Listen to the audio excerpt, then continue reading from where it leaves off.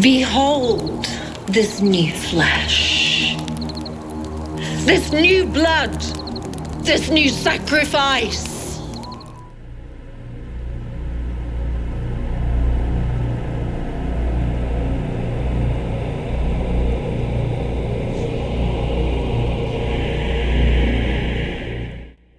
David Hinds writes and directs Black Goat, and this one stars Benjamin Hinds, who I'm presuming is related to David Hinds.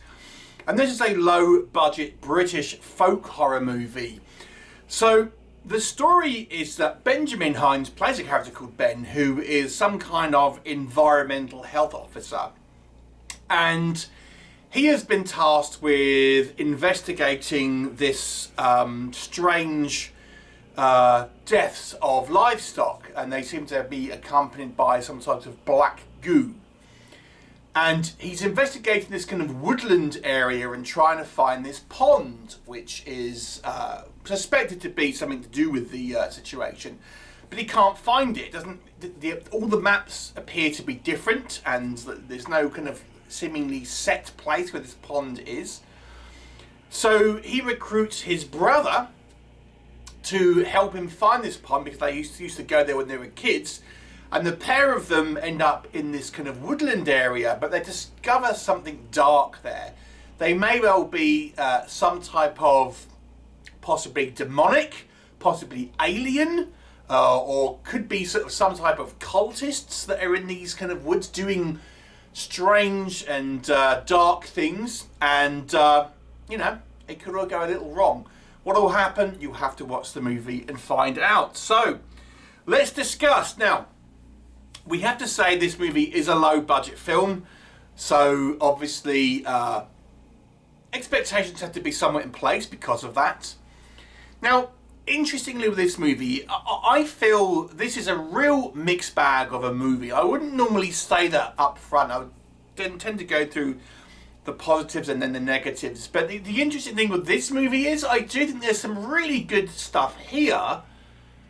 There's also some what I would consider quite bad own goals as well. So with that in mind, let me go through what I think does work. Now, here's what I think this movie does do pretty well. And I'll start with, I think this movie does have quite a good sort of dark, foreboding atmosphere and mythology that this kind of film builds up. So I think the idea of what is going on is interesting. I like the fact the mythology is quite well built up. We see our character of Ben doing a bit of research, and we kind of learn that there's this kind of like Baphomet looking goat man that appears to be associated with kind of various kind of legends and things, and there's a variety of deaths and mysterious things that have been happening, and it all sounds pretty interesting. There's a variety of explanations and possible theories, and the way this movie is kind of played out, where we have our hapless pair of brothers kind of like going into this kind of situation, it does seem quite dire. And when the film goes on, we sort of see these forces, and they seem pretty powerful. They seem like they have genuine kind of threat and power and influence, and are able to do a variety of kind of supernatural things. Some of which, in theory, when you think about it, seem pretty terrifying. And I don't want to give away anything, but let me just say, this is no easy threat. So there's that. I also think the movie has a great soundtrack that really emphasises, I think, some of the kind of the darker, more foreboding elements to this film. And for a low budget movie, I think it really works well. It's incorporated well. I think there are some neat ideas in regards to sort of storytelling. For example, when we see our goat man appear on screen, they kind of like make the screen sort of darker. So even if it's in the day, the screen sort of, the kind of the atmosphere, it just turns darker. Not completely like night, but I mean, they use day for night, which is a little bit of crappy looking effects, to be honest, but I like the idea of it at least, where whenever this dark man, this goat man appears, there is this dark kind of sort of atmosphere that seems to follow him, and his method of dispatching people, it's quite interesting. Visually speaking, it's a good idea and quite unique in many ways. I like that. I also liked some of the dialogue, the way that these brothers are depicted. Now, it's a very much a British style of conversation, and I'm aware that people maybe outside of the UK may not, converse like this. But in the UK, if you have especially men, if you have a fondness for someone, the British way is to kind of like make jibes at them, kind of, we call it taking the piss, or you're basically sort of insulting them, but it's coming out of a place of affection. And this is what these two brothers are do. So to me, it actually feels, some of the dialogue feels quite authentic to how brothers or like good friends might kind of converse with one another, and how they're sort of constantly kind of like, throwing kind of insults or kind of sort of joking with each other, but in a kind of what might seem a kind of a mean way. But in the UK, it's quite authentic about how people kind of converse. And again, I kind of quite like that, and I quite like some of the dialogue that incorporates that, because it makes it feel somewhat authentic in some respects. The film has a slow pace, but I actually think it works for the story. I actually think the movie clearly hasn't got a huge budget, and so it has this kind of build up where we, a lot of it is mythology building. We do see a couple of kills through the movie where there's other people that come across dark forces, shall we call it.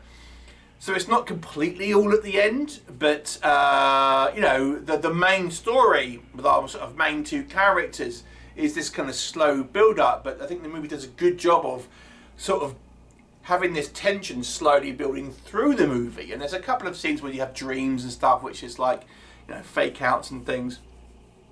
So I do think this movie has quite a lot going for it. There's also a really good shot towards the end of the movie. It's a VFX shot that I think is done pretty well. Again, I don't want to spoil anything for you, but I actually do think there's one VFX shot that does work quite well, and it's probably the most elaborate shot in the film.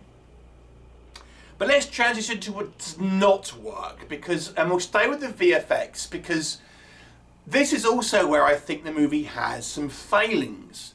Now, there's one VFX shot which looks pretty good. It's at a distance, so I think maybe that's why it looks good. It's kind of like a long shot. But we see a couple of instances where our goat man does a sort of, how can we put it, a supernatural act on, some of our characters, and it's achieved digitally. It does not look good. It looks pretty poor, in fact. I would have just not done this effect and did something else. I will actually say, so that's just another positive here. There are some gore shots in this that are achieved practically that are done well. So there's some practical gore shots that are done well. And there's one VFX shot which is done well. But there are multiple VFX shots that are done digitally that are done poorly, to the point where they are distractingly bad. And I would have written around it if I were these filmmakers, to be honest with you, or done something else, or just not have that happen at all, because it looks terrible. The other thing about a practical, special effects is our Goatman character, who we see a reasonable amount of time through the movie, and it's basically a guy with a mask on, but it looks like a furry. The Goatman aesthetic, the choice of this head, it looks like someone's made a cosplay, turned up at Comic-Con as some type of furry anime type of character. It does not look good. I mean, after I watched this movie, I had a look on eBay just to see if you could just buy like a goat mask. And And there's better ones that you can buy on eBay that are on this. I mean, they might not have had the fur and all that, but like, it would have looked better than this, because it looks like someone's got a furry cosplay on. Now, you could have modified one of these ones that you bought, or just again, or have it just like at some type of, maybe not trying to have an actual goat head, but like some sort of mask which is representative, or more of a skull one. It looks terrible. You know, it looks terrible. So it has some real weak points in regards to its visual aesthetics, this movie. Two other things. The end of this movie, and this is true of many horror films, it has what I call the FU moment. So the bulk of the story is completed, you know, and then it goes, haha, the movie's not quite over. There's this final scene where something's going to happen. And that kind of thing works on some films, but some films it feels like they're doing it for the sake of having an FU moment. And this is one of those, because then it kind of goes, well, what was the point of the previous scene? What actually happened? Because you felt like the movie had a certain amount of conclusion, but no, we've got to have this FU scene to have this shocking final moment, and it kind of think, okay, well, then what actually has just happened? Because it kind of doesn't, any sense that I was getting from the film, whoosh, out the window. So again, it seems more of a choice that we want to have this. We want to leave the movie on this final scene of like, oh my god. But in doing so, I think it undercuts any sort of sense of logic, or even the idea of what's happened before it. Well, what has happened before it? So there's that. And the final thing I'm going to say, now, I suspect when you watch or read reviews on this movie, some of them are going to say the acting is rubbish, right? I suspect that is what it will say. Now, I'm going to refrain from saying that, because there's a problem which I think is maybe indicative of what would seem like bad acting, and that is ADR, the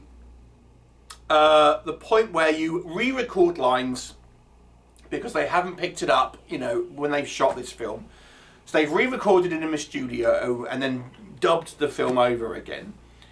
And as such, it sounds super artificial, and it's one of the worst offenders I've seen in recent years of ADR. The lines are clear, crystal clear. You can hear everyone speak. Great. That's the upswing. The downside is it sounds artificial. I mean, admittedly, they have tried and added a few ambient sounds of birds chirping and things like this, but nonetheless, the actual dialogue seems like it's not coming out of these two guys who are walking along this gravel path, for example. They're not breathing like they would be if they were kind of like strolling along, or you know, the crunches under the foot, things like that. It just sounds like someone's in a recording booth and speaking in a mic. And then, but the other thing as well, the kind of, that's the artificial sound of it. But also, you know, when you're re-recording lines, if you've got very, very good actors, the kind of the emotional cadences are lost because they're not in the scene like that. They're not acting like that. And as such, the acting seems bad.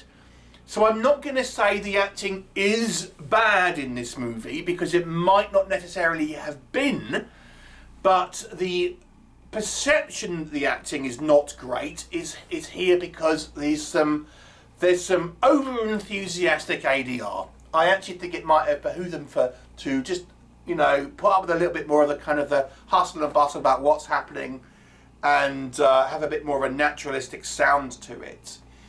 So the film has highs and the film has lows. If you do not mind low budget, rough around the edges folk horror, I would suggest checking it out.